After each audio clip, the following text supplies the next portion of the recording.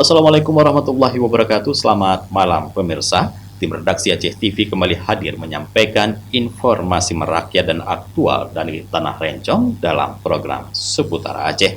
Bersama saya Jufrizal, berikut liputannya untuk Anda. Menjelang bulan Ramadan, Pemkab Aceh Besar memastikan ketersediaan daging bagi masyarakat.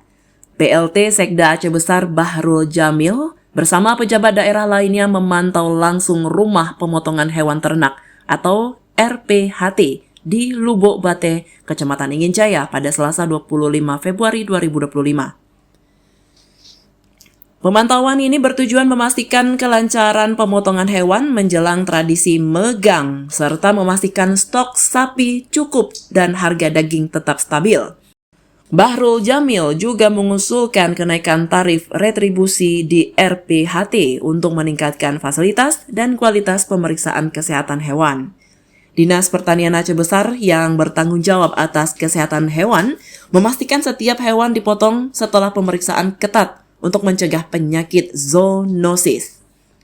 Pemkab Aceh Besar juga akan mengawasi harga daging di pasar agar tetap wajar selama megang. Dengan langkah ini diharapkan masyarakat dapat menjalani tradisi dengan tenang. Dari Aceh Besar, Tim Liputan Aceh TV melaporkan.